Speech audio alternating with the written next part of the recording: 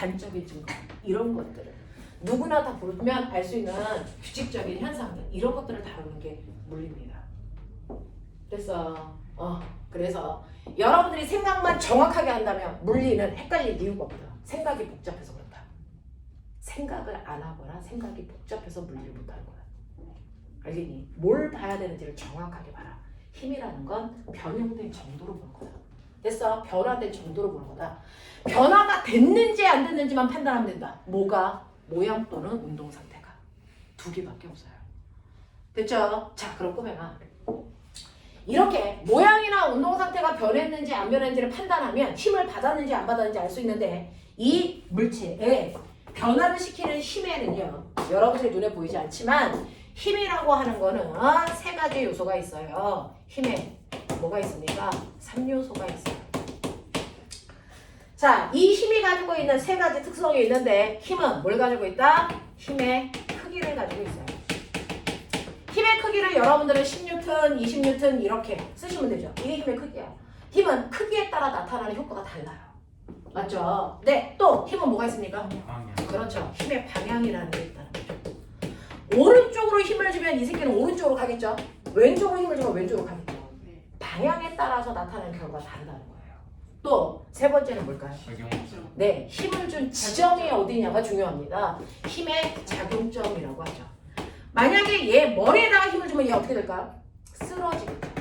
근데 밑에다가 힘을 주면 어떻게 됩니까? 얘 갑니다. 힘을 어느 지점에다 줬느냐에 따라 나타나는 효과가 다르다고요. 됐죠? 그래서 힘은 이 세 가지 요소가 있습니다. 라고 얘기하는데 그러면 그 세 가지 요소가 가장 간단하게 나타날 수 있는 기호는 없을까? 그래서 힘을 나타내는 기호, 가장 간단한 기호 우리 뭐 씁니까? 화살표를 씁니다. 그래서 그 중에서 화살표의 똥꼬는 뭡니까? 나 여기다 힘줬어! 이 뜻이죠. 작용점. 되겠어? 여기다 힘줬어! 이런 뜻이야. 됐어? 네. 화살표의 대가리는 뭐니? 방향. 이쪽 방향으로 힘줬어. 이 뜻이야. 알겠어? 네. 화살표의 크기는 뭘까요? 길이. 이게 힘의 크기야. 그래서 원래는 1N짜리 힘을 1cm의 화살표로 표현한다면 그래서 10cm 화살표가 의미하는 건 뭘까? 10N이겠죠? 원래는 길이에 비례하는 힘이 나와야 되는데 지면에 한정되어 있는 공간에서 그걸 다 표현할 수 없으니까 화살표 그냥 그려놓고 우리는 F1은 10N이야 이렇게 하는 것 뿐이지 원래는 길이가 힘이다. 알겠습니까? 이렇게 됩니다. 됐죠? 그 중에서 힘이라는 건 세 가지 요소를 가지고 있지만 벡터는 작용점 빼고 크기와 방향으로 보는 거야. 그래서 이렇게 봅니다. 우리는 힘이니까 힘은 작용점도 중요해 이렇게 얘기하는 거죠. 그래서 벡터는 힘처럼 뭘로 표현한다? 화살표로 그 아이의 정보를 표현한다. 알겠어? 방향과 크기를 표현합니다. 됐지? 자, 그러면 이러한 벡터들을 우리가 어떻게 다룰 수 있느냐를 봐야 되겠죠? 그러려면 벡터의 속성을 봐야 되겠죠? 첫 번째요. 벡터를 이렇게 표현을 합니다. 아는 사람들은 아는 척을 해보시고 모르는 사람들은 입 닥치고 있으시고요. 자, 볼게요. 자, 여기에 보시면 벡터 하나가 있어요. A 벡터. 그래서 또 하나의 벡터가 있어요. B 벡터. 하나가 더 있어요. C 벡터. 그리고 하나 더 있죠. D 벡터. 이렇게 되어 있어요. 이런 벡터들을 내가 그렸다고 치자. 되겠어? 자, 그 중에서요. A 벡터라고 하는 거, 벡터 표시 이렇게 하는데 대부분 안 합니다. 됐죠? A 벡터와 반드시 같은 거 찾아라! 이런 얘기야. 이 중에서. 뭘 것 같아요? B 벡터예요. 왜요? 라고 하면 벡터로 보면 평행이동이 가능합니다. 그래서 평행이동이 가능합니다. 각도만 틀지 않으면 그래서 평행하게 어디든지 갈 수 있다고요. 그래서 겹치는 아이들이 같은 벡터예요. 됐죠? 그래서 A 벡터와 B 벡터는 반드시 같은 벡터예요 라고 얘기할 수 있는 용기를 가지셔야 돼요. 알겠죠? 같은 겁니다. 그 다음 저는 A 벡터 하고요 D 벡터를 반드시 같게 하고 싶어요. 자, 지금 같지 않은 이유가 뭐예요? 방향만 정반대죠. 크기는 똑같은데. 맞아요. 그러면 둘 중에 하나의 방향만 바꾸면 같은 벡터가 되겠죠? 그럼 방향을 정반대로 바꿔라를 물리에서는 어떻게 표현할까? 마이너스로 표현합니다. 됐어. 그래서 수학과 다른 점이 뭐냐면 마이너스라고 하는 건 됐어. 플러스 마이너스는 물리에서 뭘 표현한다? 방향을 표현한다. 그 중에서 마이너스는 원래 방향을 정반대로 해라 라는 뜻입니다. 알겠습니까? 네, 이렇게 됩니다. 그래서 마이너스라는 건 방향을 정반대로 바꿔 라는 뜻이라는 거. 됐죠? 그래서 D 벡터의 방향을 정반대로 바꾸면 이게 무슨 벡터랑 같다? A 벡터랑 똑같다. 알겠습니까? 이렇게 됩니다. 또는 A 벡터의 방향을 정반대로 바꾸면 이 벡터가 누구랑 같다? D 벡터랑 같다. 이렇게 됩니다. 알겠습니까? 그래서 마이너스라는 건 방향을 정반대로 바꿔라 라는 뜻이다. 알겠죠? 네. 자, 알아두시면 되고요. 그 다음에 저는요. A 벡터를 어떻게 하면 C 벡터와 같을 수가 있을까? 생각해봐. 네. A 벡터의 방향과 C 벡터의 방향은 똑같죠. 대신에 뭡니까? A 벡터의 크기만 몇 배 하면? 2배 하면. 그러면 크기를 2배 해라. 어떻게 씁니까? 이렇게 쓰시면 되겠죠. 됐죠? 그래서 A 벡터를 2배로 크게 하면 C 벡터와 같아요. 그럼 거꾸로요. A 벡터와 같아지려면 C 벡터는 어떻게 하면 되겠습니까? 네, 크기를 2분의 1로 줄이면 되겠죠. 됐어? 이런 식으로 크기 변화는 산술적으로 계산하시면 된다. 알겠습니까? 이렇게 해서 벡터를 보는 눈을 키워주시면 되고요. 그러면 이러한 벡터들을 가지고 내가 다양한 일들을 할 건데 실제로 뭐냐면 하나의 물체에 작용하는 힘이 하나가 아니고 여러 개의 힘이 동시에 작용한다. 기억나요? 자, 가라는 물체가 있어요. 그 중에서 하나의 힘이 오른쪽으로 F1 10N의 힘이 작용하고요. 오른쪽으로 F2 20N의 힘이 작용하고요. 왼쪽으로 F3 20N의 힘이 작용하고요. 됐어. 그리고 비스듬한 방향으로 F4 10N의 힘이 작용한다고 치자.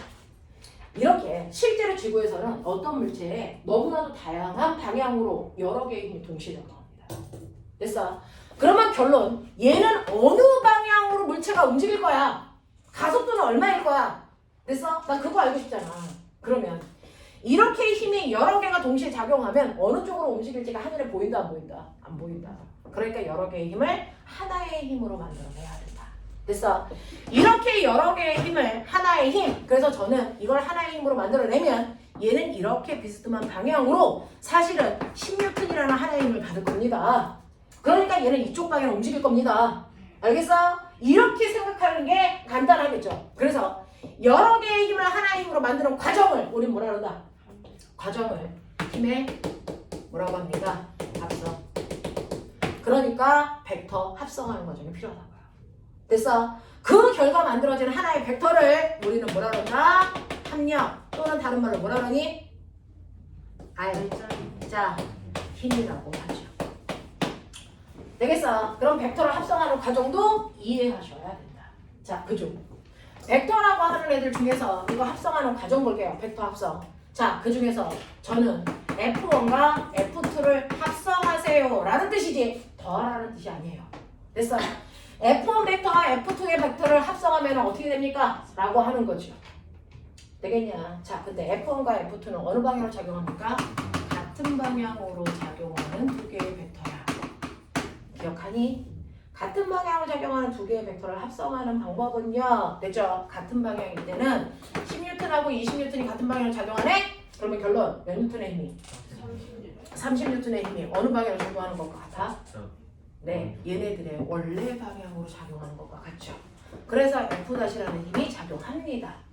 무슨 말인지 알아? 그러니 굳이 F1, F2라는 화살표 두 개 쓰지 말고요. 이 화살표를 합쳐서 하나로 쓸 수 있어. 어떻게? 자, 이거를 오른쪽으로 30N의 힘이 작용해 라고 하는 F-로 바꿔도 두 개의 화살표의 효과가 그대로 나타난다. 알겠습니까?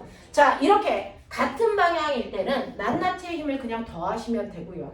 원래 걔네들의 방향으로 그 힘이 작용하는 거예요. 알겠어? 이게 같은 방향일 때 벡터들을 합성하는 방법이다. 되겠니? 그러면 두 번째. F-하고 F3는 무슨 방향이에요? 반대 방향이죠.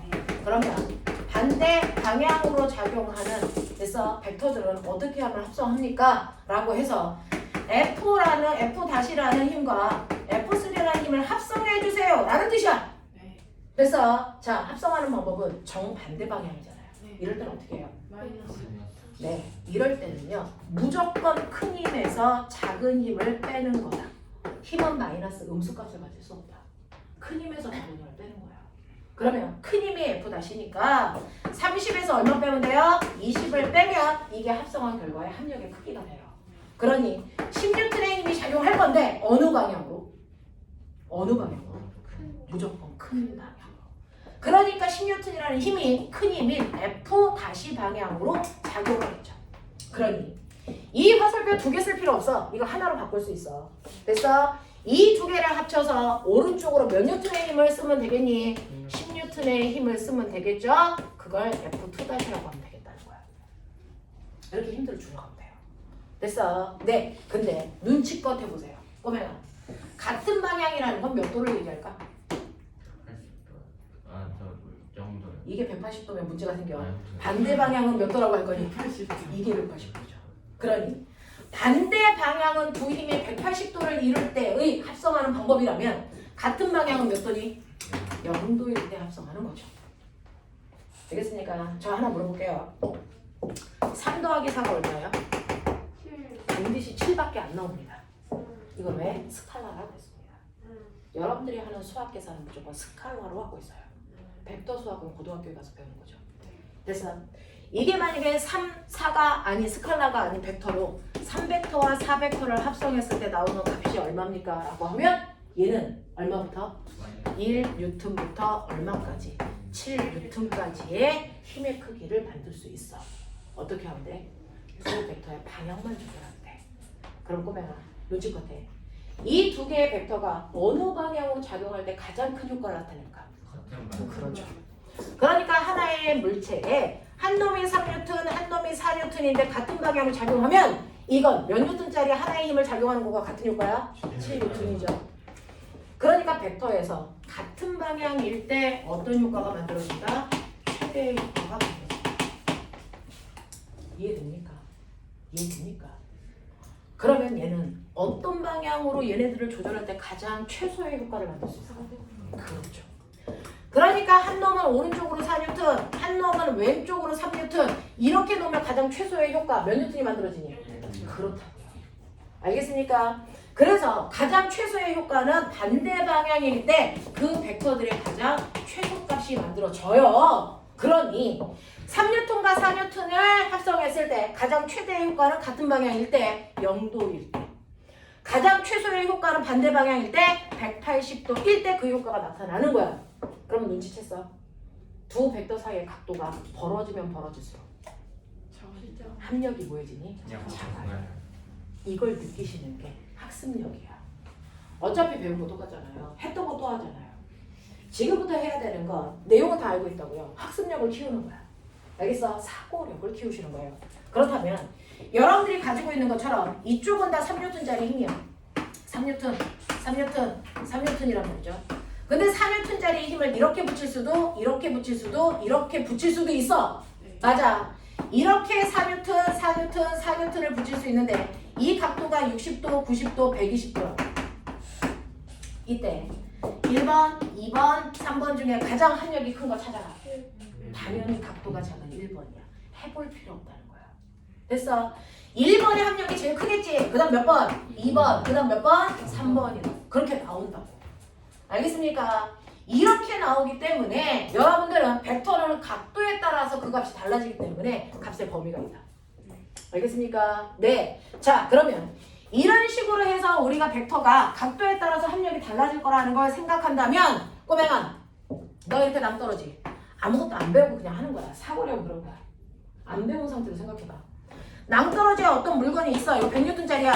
이걸 A라고 하는 영희와 B라고 하는 철수가 자 C를 연결해서 이걸 들을 거야. 이걸 들기 위해서 둘이 만들어야 되는 합력은 얼마니? 100입니다.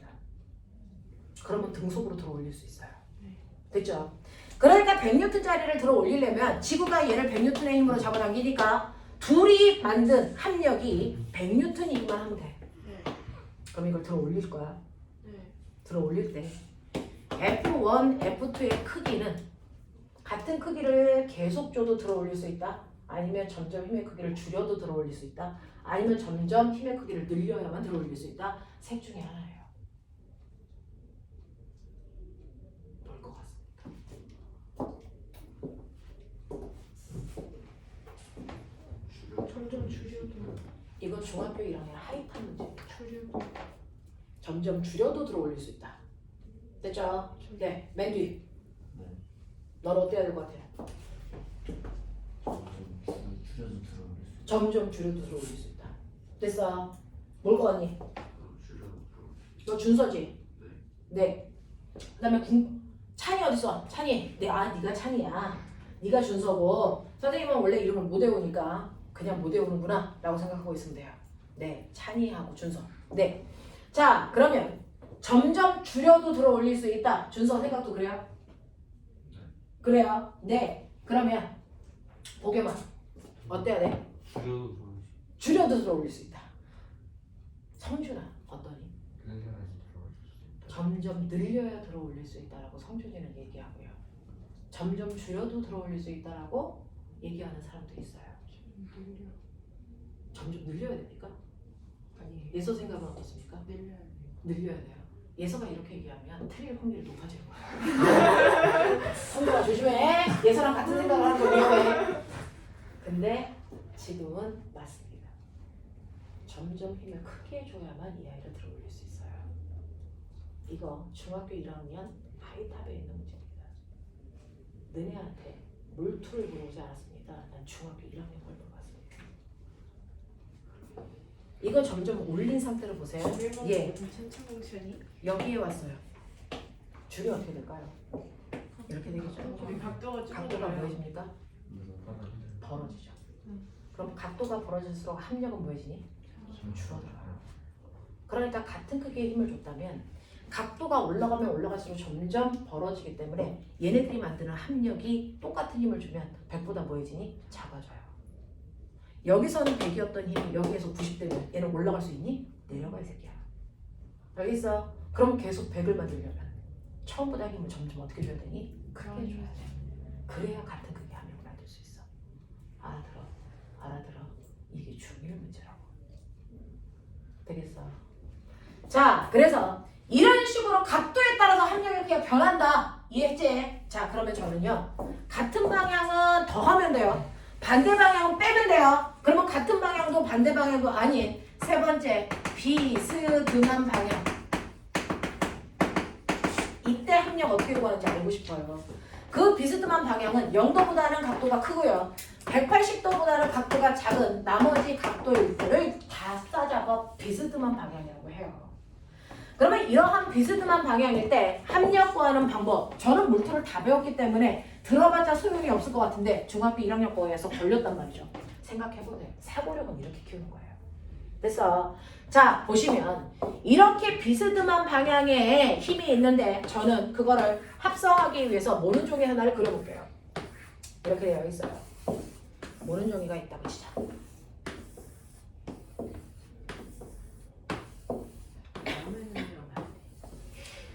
자, 이때요.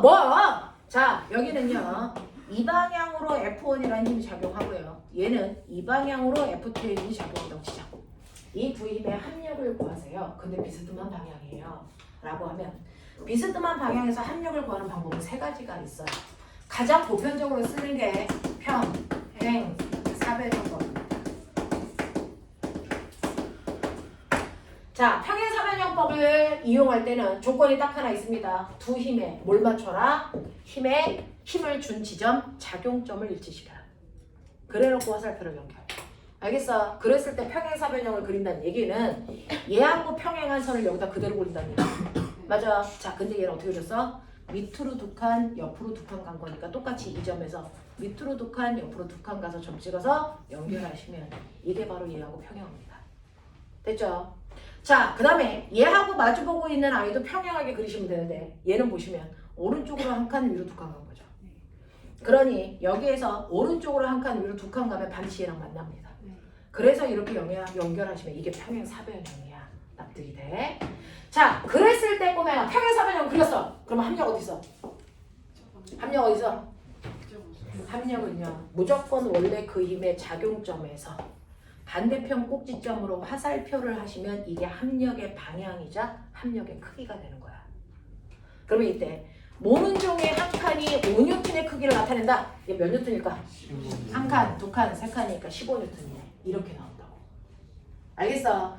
이런 식으로 평행사변형을 그리면 합력의 방향, 합력의 크기 정확하게 구현할 수 있어. 알겠어? 네, 보편적으로 이렇게 해요. 그래서 옛날에 교과서 개편되기 전에 중학교 1학년 때 이거 배워요. 그래서 모르는 중에다 이거 막 그리는 연습도 했단 말이죠. 근데 교과서가 개편되면서 애들을 바보로 만들었죠.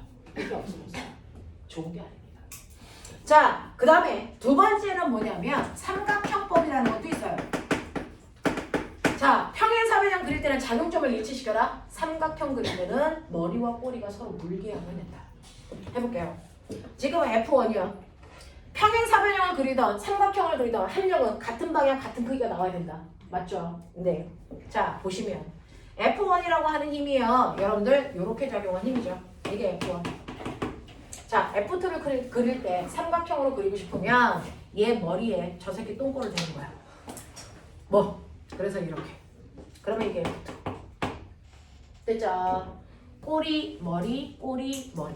되겠니? 그랬을 때 합력은요. 자, 처음에 있는 아이 꼬리에서 두 번째 아이의 머리 쪽으로 화살표 하시면 얘랑 일치하죠. 맞아. 그리고 칸수도 세 칸 똑같죠. 알겠습니까? 같은 답이 나와요. 이렇게 해서 삼각형을 그려놓은 건 삼각형법이라고 하는데 꼬맹아 잘 봐. 요게 그냥 요대로 그려진 것뿐이야. 딴 게 아니야. 됐어? 요 부분을 그냥 그린 것뿐이죠. 평행사변형의 일부만 그린 게 삼각형법이야. 알겠지? 이렇게 됐다. 별거 없다. 근데 이렇게 그림을 매번 그릴 수는 없잖니. 그러니까 수식으로 계산해 주세요. 이거는 여러분들 물어를 하는 애들만 하시면 되고 대학물리 배울 때만 쓰시는 거야. 그냥 알려만 드리는 거야. 됐어? 듣고 이해 안 되면 버리시면 돼요. 자, 이렇게 F1이라는 힘이 있고요. F2라는 힘이 이렇게 작용을 합니다. 그리고 둘 사이의 사이각이 세타예요. 그랬을 때 합력 얼마야? 라고 하는 걸 구하래. 근데 모르는 종이가 없어. 그러면 여러분들은 일단 배운 대로 평행사변형을 그리겠죠? 그랬을 때 요게 합력인 F값 요거 구하라는 얘기죠? 됐어. 구할 수 있는 방법을 찾으셔야죠? 자, 쉽게요. 이 끝에서 수선에 발을 내리세요. 그래서 연장하시다. 그러면 이 안에서 직각삼각형이 보입니다. 몇 개? 몇 개 보일까요? 두 개 보입니다. 안에 있는 작은 직각삼각형 하나, 밖에 있는 커다란 직각삼각형 하나. 요걸 이용해서 F값을 구합니다. 됐죠? 그 중에서요. 평행사변형이니까 요 길이와 요 길이가 어떨까? 그러면 요거는 F2의 크기죠. 평행사변형이기 때문에 이 각이 세타면 이 각이 뭘까요? 세타입니다. 그러면 이제 작은 직각삼각형만 봐. 작은 직각삼각형에서 요 각도가 세타고 빗변의 길이가 F2고. 됐어? 그렇다면 꼬맹아 요 밑변의 크기가 얼마니? F2. 코사인 세타이 이런 11호 방태기 같은 새끼 정신 안 차려? 요거지 요 길이가. 맞죠? 어? 승기세! 요거 뭐냐 요거 요 직각삼각형에서 요 길이가 뭐냐? F2 사인. F2 사인 세타 이 새끼들. 아이 그게 사이즈타랑 F2 사이즈타랑 다르죠? 에이 자, 누나때. 그리고 나면 이 작은 직각삼각형은 이제 의미 없다. 되겠어? 긴 직각삼각형만 보자. 근데 직각삼각형이 가지고 있는 원리 우리는 안다. 요 길이가 A고 요 길이가 B고 이 길이가 C면 A제곱은 B제곱 플러스 C제곱이랑 반드시 같아야 된다. 그러니 여기에 제곱을 없으면 루트 씌우면 된다. 2A가 F다. 그거 할 거야. 되겠어? 그러면 여기에서 밑변의 크기는 요만큼이죠? 그러니까 어떻게 하시면 됩니까? 밑변의 제곱 F1 더하기 F2 코사인 세타에 제곱할 수 있는 능력. 그 다음에 두 번째 F2 사인 세타를 제곱할 수 있는 능력. 그거에 루트를 씌우시면 내가 구하고자 하는 F값이 나온다. 이 얘기야. 이해돼? 자, 그러면 산수해보자. F는 됐죠? 루트 F1의 제곱 더하기 2F1 F2 코사인 세타에 더하기 F2 제곱 코사인 세타. 됐어? 제곱 세타 더하기 뭡니까? F2의 제곱 사인 제곱 세타 요거죠. 자, 저는 요것만 정리를 하면 F2의 제곱으로 묶어라. 사인 제곱 세타 더하기 코사인 코사인 제곱 세타. 이걸 우리 승진 선생님은 뭐라고 한다? 1. 1이라고 한다. 알겠어? 그러면 이 부분이 1이니까 이 새끼 날라간다. 그러면은 남는 것만 루트 안에 넣으면 된다. F1의 제곱 더하기 F2의 제곱 더하기 2F1 F2 뭡니까? 코사인 세타. 요렇게 된다고요.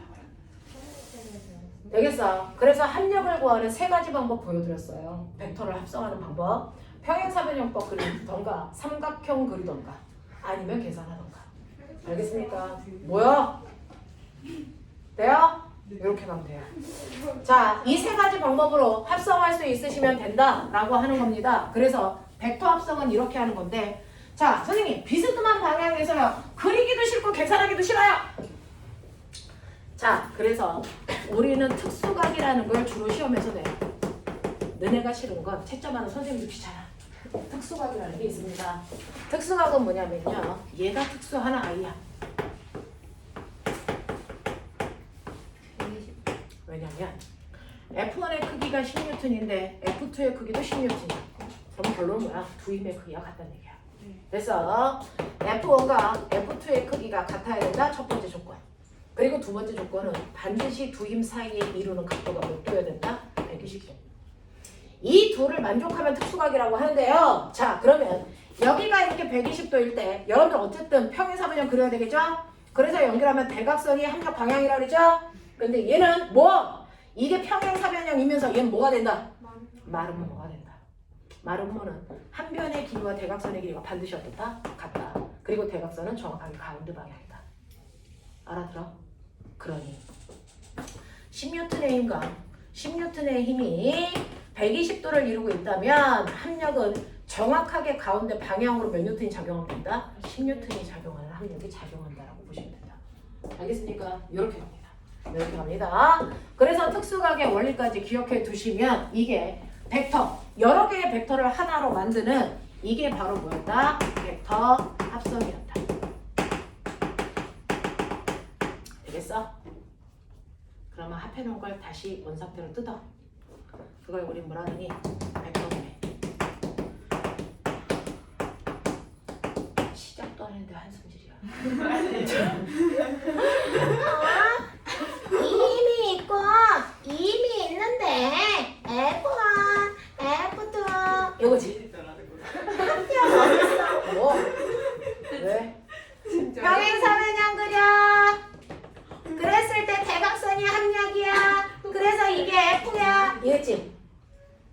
맞아? 야, 지금 했던 게 이거지. 거꾸로 가. 이제부터 목표가자. 비스듬한 방향으로 힘이 작용한다. 그러면 우리는 이걸 쓸 수가 없다. 됐어. 컴퓨터하고 너네들하고 연산 게임 하면 누가 이겨요? 100% 컴퓨터가 이겨요. 100% 컴퓨터가 이기는 이유가 뭘까요? 똑똑해. 우리는 멍청하니까. 그 새끼가 멍청해서 이기는 거예요. 단순해서. 맞아요. 컴퓨터는 0하고 1이라는 단순한 숫자만 두 숫자만 이용해서 연산을 하기 때문에 빠르고 정확합니다. 근데 여러분들은 0부터 얼마까지 씁니까? 9까지 씁니다.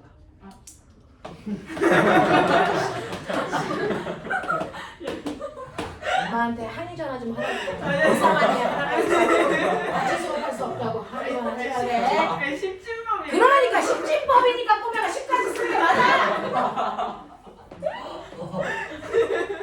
됐어. 이렇게 너희들은 다양한 숫자를 쓰다 보니까 연산하는 속도가 느릴 수밖에 없어요. 맞아? 그럼 우리 컴퓨터 되자. 우리 투는 다 컴퓨터로 한다. 우리 이거 안 쓴다. 단순하게 이진법으로 간다. 그러니 어떤 아이가 포물선을 그리고 움직이던 그래서 지랄을 하고 가던 나는 나보다 X축과 Y축 방향 두 개밖에 없다고 생각한다. 무슨 말인지 알겠니? 이거야. 그래서 우리는 물체의 운동을 수평 방향과 수직 방향으로만 본다. 비스듬한 방향이라는 건 존재하지 않는다. 그게 컴퓨터가 연산하는 방법이에요. 그렇게 가자. 그러니 이렇게 비스듬한 방향이 나오면 우리는 이거를 가장 간단하게 수평 방향의 힘과 수직 방향의 힘으로 쪼개야 된다. 맞아. 이거죠. 그래서 이렇게 비스듬한 방향으로 10N의 힘이 작용을 하는데 얘가 수평 방향으로부터 이루는 각도가 30도야. 왜 이렇게 준단 말이야? 그러면 비스듬한 힘이라는 건 존재할 수 없으니 나는 수평과 수직의 힘으로 다시 보내야 한다. 됐어. 그러면 꼬맹아 이거 평행사변형이니까 요게 F2면 이 또한 얼마니? F2이고 이게 얼마니? 90도. 그러면 이건 직각삼각형이죠. 됐죠? 이 힘이 F라고 했으니 요 X축에 해당되는 힘의 크기는 어떻게 구하면 되니? F 코사인 세타 값으로 계산하면 되죠. 그러니까 10 곱하기 코사인 30도 얼마입니까? 얼마입니까? 5루트 3이죠. 그러니까 얘는 수평 방향으로 5루트 3의 힘을 줘. 됐어. 루트 3이 1.7이니까 5 곱하기 1.7을 하시면 얼마? 8.5N의 힘 줬네? 그런 뜻이야. 납득이 돼? 그러면 수직 방향으로 얼마의 힘을 줬니? 라고 하면 바로 요 길이 구하라는 얘기잖아. 맞아. 그러면 직각삼각형에서 수직 방향의 힘은 어떻게 구합니까? 라고 하면 F 뭐? 사인 세타. 맞죠? 그래서 F가 10이고 사인이 30도니까 2분의 1 하시면 몇 뉴턴의 힘 줬습니까? 네, 5뉴턴의 힘 줬습니다. 그럼 자기야, 내가 여기에 100뉴턴짜리 물체가 있다? 수직 항력 얼마니? 수직 항력 얼마니? 100뉴턴이죠. 왜? 지구가 얘를 당기는 중력만큼 얘가 바닥을 누르겠죠? 그럼 물체가 바닥을 누른다? 반작용. 바닥도 그렇지. 바닥이 물체를 들어 올린다. 이게 바로 뭡니까? 수직 항력이야. 누른 만큼 바닥에 떠받들어. 수직 항력이야. 근데 내가 이 새끼를 비스듬한 방향으로 잡아당긴다. 10뉴턴의 힘으로. 수평면과 이루는 각도가 30도다. 수직 항력이 얼마일까?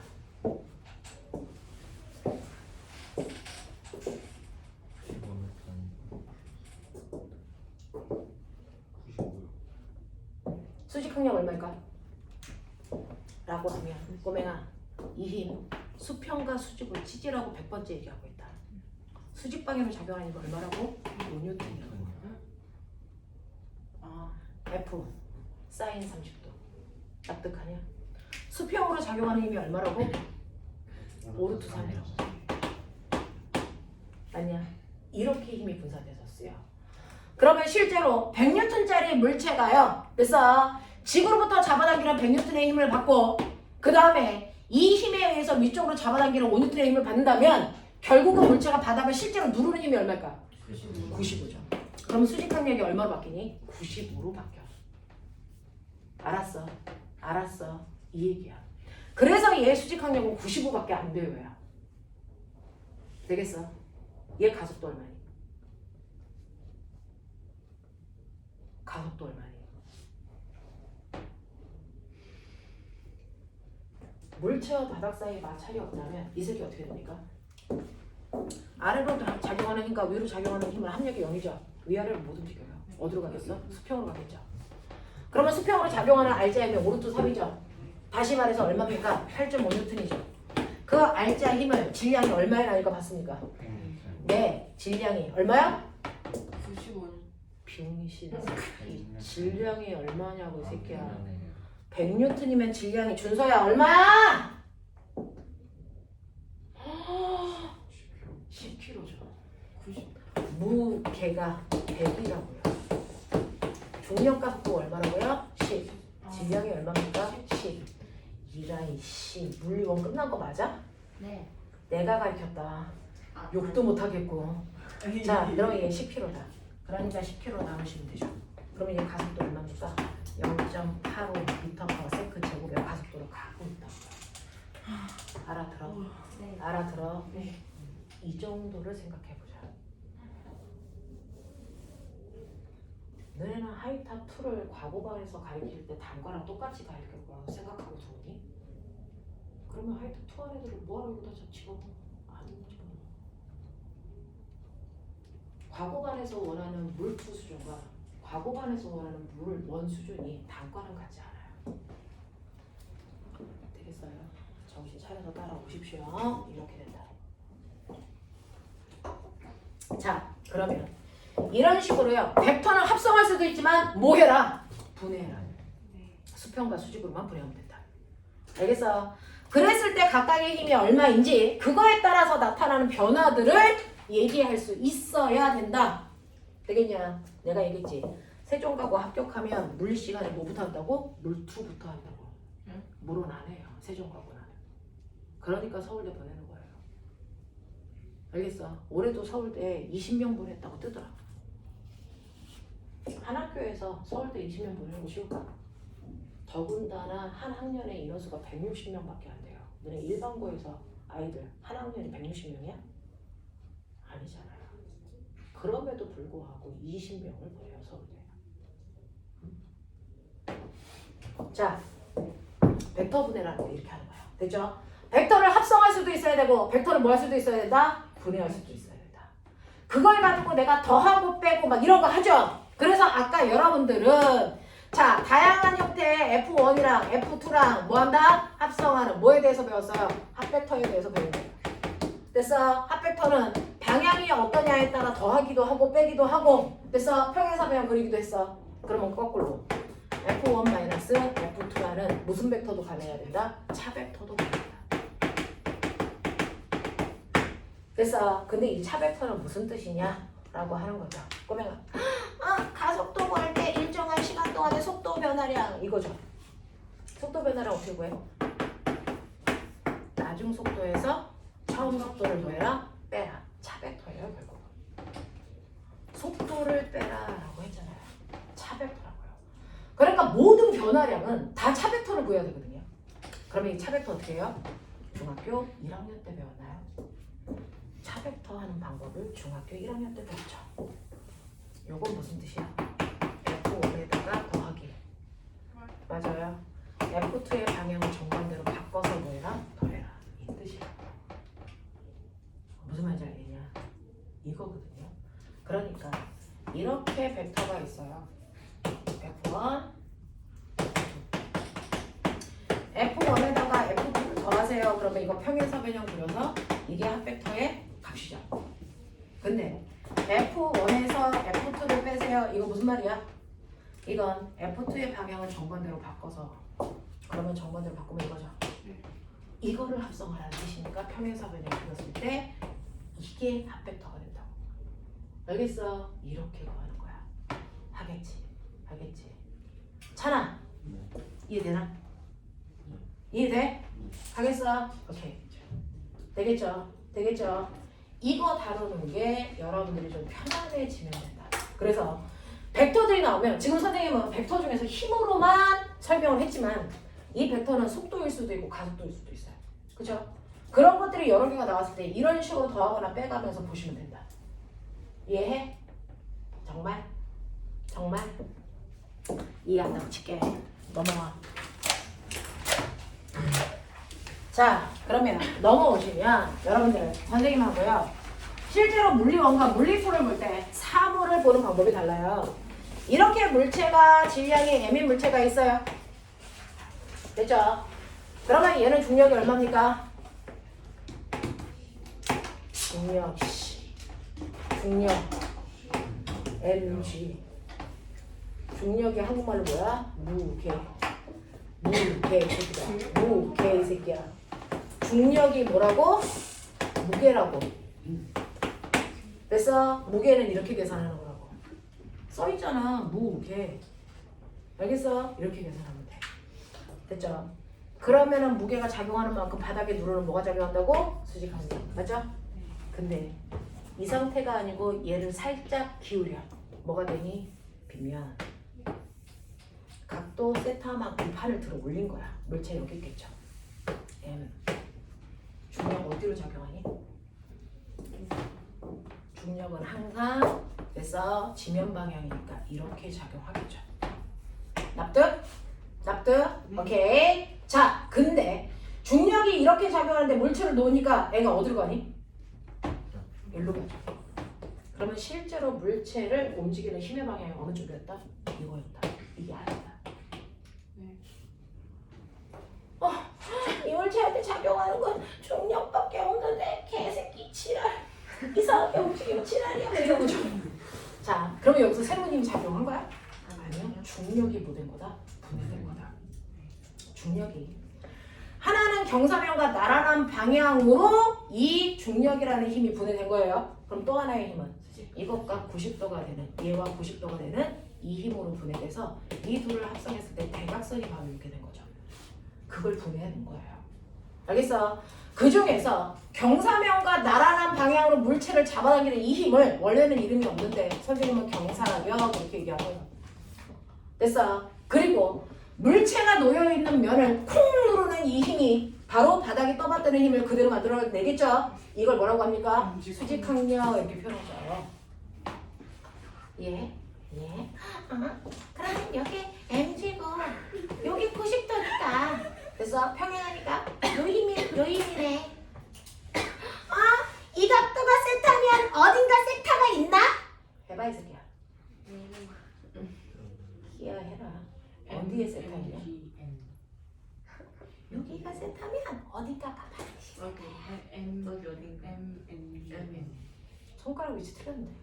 네? 손가락 위치 틀렸는데. 손가락. 어디게? 여기. 중력하고 수직항력 사이가 반드시 세타입니다. 승진쌤! 아이씨! 저희 기아 오늘 기았으면 재령쌤이에요. 재령쌤! 조금 되겠어. 그러면 요거는 mg면 됐어? 네. 경사면과 나란한 방향을 작용하는 힘은 MG. mg? 그렇지. 됐어? 그래서 물체를 여기다 놓으면 그 힘 때문에 물체가 mg 쌍 내려가 세타 이렇게 설명하죠. 쌍 내려가 세타 모든 중심이다. 알겠지? 네. 그래서 경사면에 있는 물체는 항상 mg 쌍 내려가 세타. 그것 때문에 쌍 내려가. 알겠어? 네, 그러면 바닥을 콩 눌러. 그치. 그래서 이 힘이 얼마야? mg 콩 눌러 세타.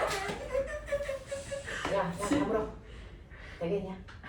그럼 선생님, 얘가 이렇게 돼서, 됐죠? 하나는 경사면 아래로 잡아당기고 하나는 콩 누르면 이 새끼는 가면서 밑으로 들어가고 막 이질하면 되겠죠? 대박이 싫은데 경사면이 단단해. 얘가 누르는 만큼 떠받드는 수직항력이 작용해야. 그래서 콩 누르는 힘은 똑같은 크기의 수직항력을 만들기 때문에 합력이 얼마가 돼? 0이 돼요. 수직 방향으로. 그래서 실제로 물체가 움직일 때 관여하는 힘은 요 힘밖에 없어요. 고힘이 알짜 힘. 그리고 내가 알짜 힘을 물체의 질량으로 나누면 뭐가 된다? 가속도. 자, 이제 진지하게 볼게요. 경사면. 경사면에서 알짜 힘이 얼마라고요? mg 쌍 내려가 세타라고요. 맞죠? 자, 이걸 질량이 m인 물체가 받아서 경사면에서 물체가 내려오면 그래서 등가속도 운동을 하겠죠. 그럴 때 가속도의 크기가 얼마입니까? 날라가. 항상 경사면에서의 가속도는 g 사인 세타만큼 작용합니다. 제가 얘기하고 싶은 게 뭐냐면 경사면의 기울기가 안 바뀐다면 얘가 내려오는 동안 가속도가 바뀔까 안 바뀔까? 절대로 바뀔 수 없어요. 중력 가속도 일정하고 사인 세타 값이 일정하기 때문에 경사면의 기울기만 일정하다면 얘는 내려오는 내내 무슨 운동한다? 등가속도 운동한다. 그러면 경사면에 있는 물체의 가속도의 크기는 뭐가 결정한다? 아이씨! 경사면에 있는 물체의 가속도의 크기는 누가 결정해? 이 새끼는 머리 안 써? 그렇지. 경사가 빨리 대답하지 마라. 경사각이 결정하잖아. 경사가 중력 가속도를 네가 변화시킬 수 있어? 없어요. 없죠. 경사각이 결정. 경사각이 커지면 커지면서 사인 세타 값이 뭐해지겠니? 커지잖아요. 그럼 가속도가 뭐해지겠니? 그렇죠. 그래서 경사면에서의 가속도는 경사 각도가 결정해. 여기 1kg짜리를 놓고 여기에는 10kg짜리를 놓기도 하고 뭐 그럴 텐데. 자, 그럼 같은 경사면에서 1kg짜리의 가속도가 클까요? 10kg짜리의 가속도가 클까요? 10kg예요. 미친년 지랄. 똑같지. 똑같네요. 방금 똑같죠. 네, 똑같죠. 미친년이 지랄하고. 경사면에서의 가속도의 크기 뭐가 결정한다고요? 경사. 질량은요? 관여하네요. 맞아요. 그러니까 무거운 새끼든 가까운 새끼든 속도 변화량이 똑같으니까 같은 거리를 내려올 때 시간이 어떻습니까? 같아요. 경사각을 더 크게 해봐요. 자기야, 경사각을 점점 크게 해보세요. 네. 몇 도가 됩니까? 90도. 90도가 되죠.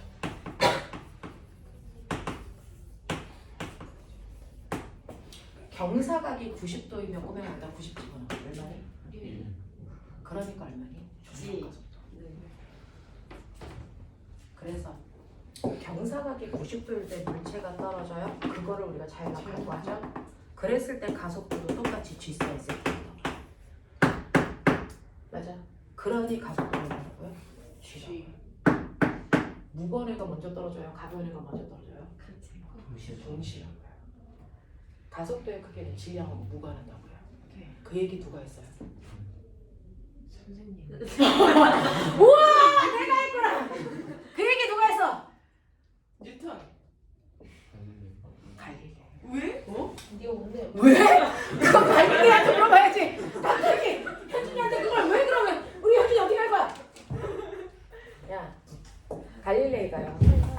가벼운 쇠구슬과 무거운 깃털이 있다. 기억나냐? 네. 무거운 깃털과 가벼운 쇠구슬이 있을 때 누가 먼저 떨어진다? 누가 먼저 떨어진다? 동시에 떨어진다. 야, 쇠구슬이 무조건 무거워야 돼? 가벼운 쇠구슬은 없어? 무거운 깃털은 없어? 자, 1kg짜리 가벼운 물체하고요 100kg짜리 무거운 물체가 있어요. 같은 높이에서 떨어집니다. 누가 먼저 떨어집니까? 동시에 떨어지죠. 이유가 뭡니까?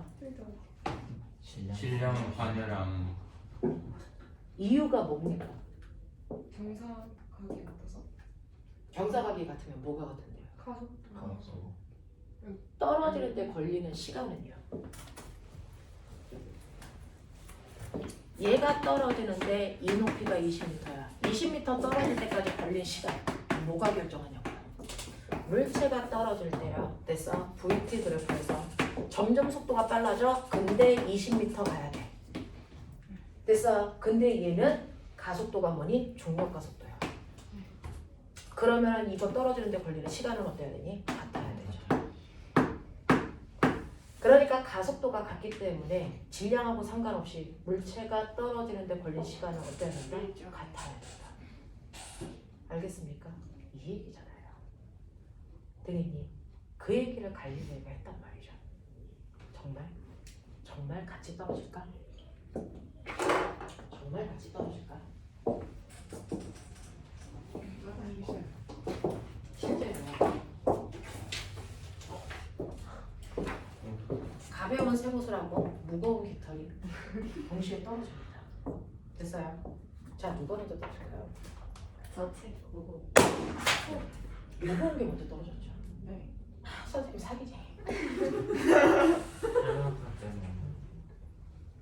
우리가 얘기하는 건 공기 저항이 없을 때 물체의 무슨 운동?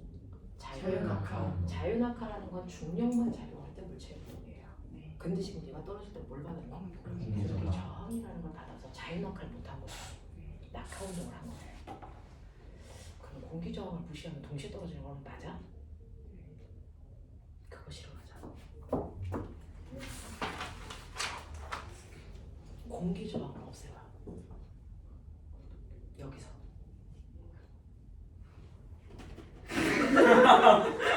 그게 나의 자소서 실험 주제야. 너네가 공기 저항을 없앨 수 있어? 공기 저항을 없애려면 공기를 없애야 돼. 그게 실제로 교실에서 가능합니까? 그럼 여기서부터 창의력이 나옵니다. 그게 자소서죠. 자소서 실험은 간단하게 시작한다. 그 실험을 끌고 가는 과정에서 너의 창의성을 보여주는 거다. 응? 얼마나 창의적이지? 됐죠? 그래서 아인슈타인도 누구도 어떤 어려운 현상을 끌고 갈 때 그 과정을 끌고 가는 실험 생각해보면 열나 쉬워요. 토리칠리가 기합을 질 때 수원 뒤집어 놓고 기합 있네? 대단히 간단한 거예요. 그쵸? 그럼 실험을 얼마나 창의적으로 하냐? 난 얘 공기 저항 없앨 수 있어요. 이렇게 하고 떨어지면 돼요. 그러면 얘가 떨어지면서 공기를 밀죠.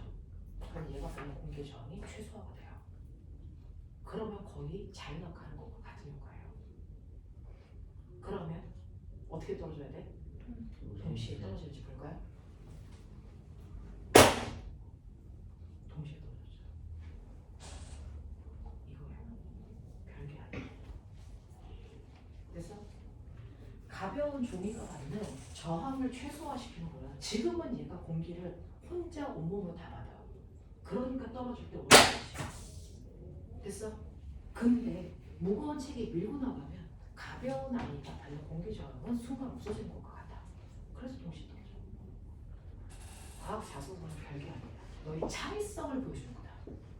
그리고 결과를 깊이 있게 해석하는 거다. 알겠어? 실험은 오류가 발생하는 실험이 훨씬 더 좋다. 우리는 왜? 그 오류를 분석하는 게 심화 공부니까. 그래서 실험을 했는데 선생님 실험 결과가 잘못 나왔어요. 다시 할까요? 병신. 그걸 분석하는 게 자소서야. 왜 틀렸는지. 알겠어? 그래서 실험은 잘못된 실험이라고 존재하지 않는다. 그걸 해석하는 겁니다. 알겠냐? 그러니까 어려운 실험 하려고 하지 말아라. 어려운 실험 할 필요 없다. 간단한 실험하는데 그 실험 결과를 뽑아낼 때 내가 어떻게 실험을 설계했느냐를 보여주면 된다. 그리고 거기서 나온 결과를 내가 얼마나 깊이 있게 분석했는지를 보여주면 된다. 알겠니? 이게 과학 자소서야. 쉬울 것 같죠? 더럽게 어려워요?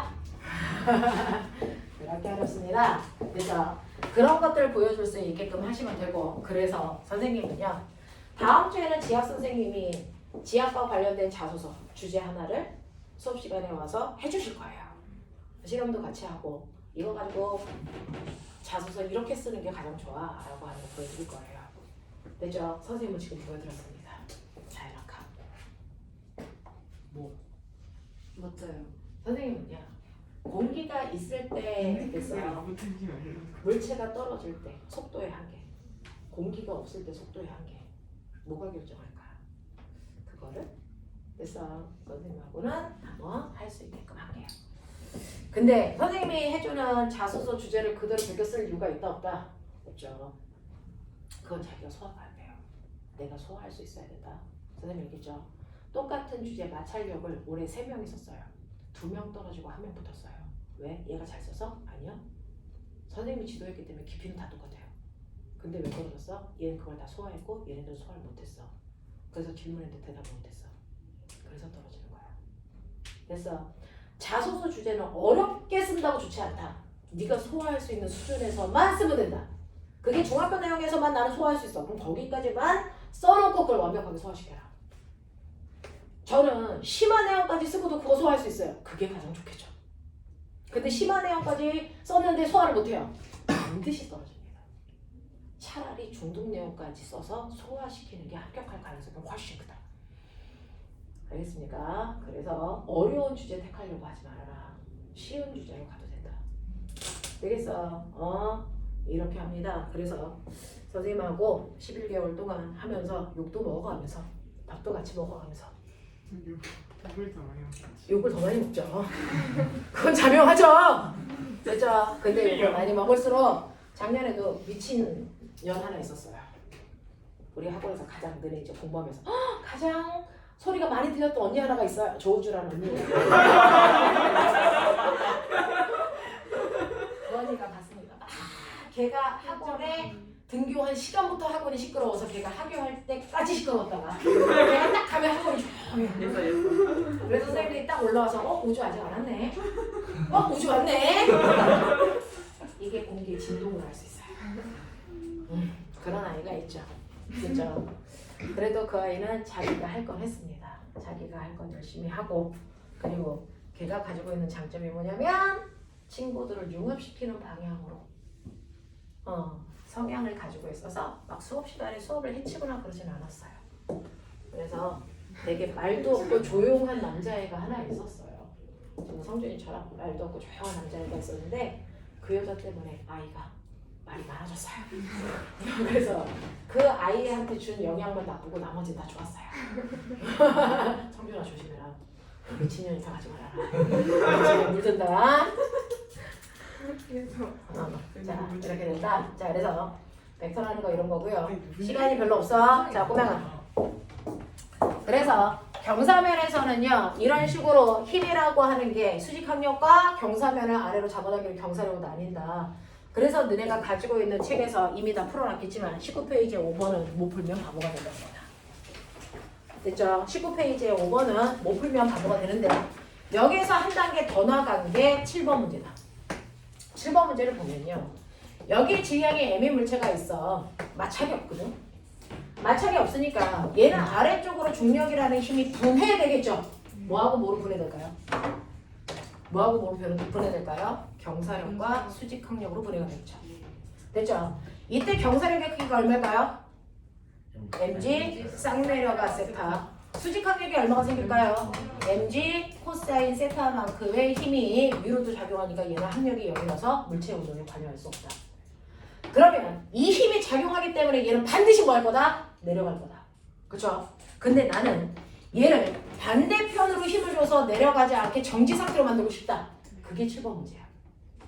얼마만큼의 힘을 가야 돼? 왠지 사이즈. 정지라면 합력이 얼마를 만들고 된다? 2를 만들고 된다. 정지 상태로 만들 거니까 이쪽이 10N이면 난 20N 줘야지. 병신. 10N을 줘야죠. 됐어. 그래서 F의 힘 얼마 주면 된다? F의 힘은 mg 쌍 내려가 세타만큼의 힘을 주면 된다. 이런 얘기야. 납득이 돼? 납득이 돼? 이런 얘기예요. 자, 그러면 여러분들이 가지고 있는 6번 문제는 뭘까요? 눈으로 빨리 훑어. 시간이 별로 없어서 선생님이 약간 헛소리를 많이 했군요. 혼나겠다. 자, 6번 문제를 보시면 사실은 원래 공은 이렇게 있어요. 정상이죠. 그렇죠? 자, 그러면 이 공이 받는 힘. 여기 봐. 이 공이 받는 힘. 뭐 있니? 그렇죠. 실제로 지구가 아래로 잡아당기는 중력이 있어요. 근데 그것만 받으면 자유낙하했어요. 정상입니다. 장력. 근데 안 떨어지죠? 이유는 실이 위쪽으로 잡아당기는 장력이 있는데. 됐죠? 이 두 가지 힘을 받아서 공이 무슨 상태라고요? 정지. 정지는 합력을 반드시 얼마 만들어야 된다? 0. 그러니 이 실에 작용하는 장력의 크기가 얼마여야 된다? mg가 된다. 이런 얘기야. 맞아. 근데 내가 실을 잡아당겨서 공이 이렇게 오게 했다는 거죠. 내가 힘을 이렇게 줬다는 거죠. 실하고 90도를 놓고 있대요. 그랬더니 정지가 됐대. 됐어. 그러면 이때 물체 작용하는 힘은 몇 개? 이제 3개요. 자, 그대로 아래로 작용하는 뭐 있습니까? 중력은 크기도 반응도 안 바뀝니다. 됐죠? 뭐 있을까요? 또 장력이겠죠. 이 장력의 크기는 아까와 같을까요? 다를까요? 달라요. 장력이 변합니다. 네. 됐죠? 장력이 크게 변합니다. 그리고 F라는 힘이 있죠. 네. 그러면 이 세 힘의 합력이 얼마라는 거예요? 0이라는 거야. 그래서 정지야. 무조건 정지는 합력이 0을 만들어야 돼.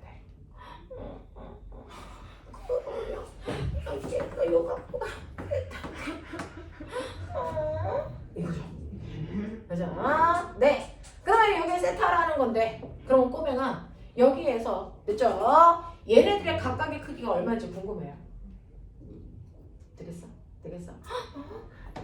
그러면 각각의 크기 어떻게 구하는데? 가장 쉬운 거요. 장력을 분해해. 비스듬하잖아. 못 써. 그래서 나빠. 그럼 어떻게 할 거야? 이거를 수평 방향의 힘과 수직 방향의 장력으로 분해해요. 그러면 이게 얼마다? T 사인 세타고 이게 얼마다? T 사인 세타다. 그런 의미에서 누구도 분해해라? F도 분해해라. F도 분해해라. 됐어? 수평과 뭘로 분해해라? 수직으로 분해해라. 근데 얘가 이루는 각도가 90도이기 때문에. 됐죠? 네, 90도예요. 그러면 요 각도가 얼마니? 이 각도가 얼마니? 세타죠. 되겠습니까? 요거 이렇게 삼각형 그리면 얘가 세타고 여기가 90도가 된다고요. 맞아. 그랬을 때 수평 방향의 힘이 얼마니? 불러. F 코사인 세타. 얘가 얼마니? F 사인 세타. 자, 이렇게 분해하는 순간 원래 힘들은 다 사라져요. 맞냐? 그럼 꼬맹아, 이때 힘은 수평 방향으로 작용하는 힘과 수직 방향으로 작용하는 힘밖에 내 눈에 안 남아있다. 맞죠? 자, 수평 방향으로 작용하는 힘, 얘하고 얘가 있어요. 맞아? 수평 방향으로 작용하는 힘들의 합력이 얼마여야 되니? 0. 수직 방향으로 작용하는 힘들의 합력이 얼마여야 되니? 0. 그래야 정지죠. 이렇게 보는 거야. 그러면 수평 방향으로 작용하는 힘은 T 사인 세타는 F 코사인 세타다 이거잖아요. 근데 여기서 원하는 게 뭡니까? T분의 F를 원하니까 넘겨. 이거 넘기요. 얘를 넘겨. 맞아? 그럼 보이죠? T분의 F는 뭡니까? 코사인 세타분의 사인 세타다. 코사인 세타분의 사인 세타는 탄젠트 세타. 똑똑해. 알겠어? 이렇게 쓰면 되겠죠. 납득이 되나? 그래서 힘은 무조건 수평과 수직으로 분해해라. 그래서 수평은 수평끼리 합성, 수직은 수직끼리 합성. 하겠어? 하겠어. 네. 그래서 지금 그나마 한 번 한 친구들은 뒤에 있는 문제 할만할 텐데 처음 보는 친구들은 토할 수 있으니까 토해.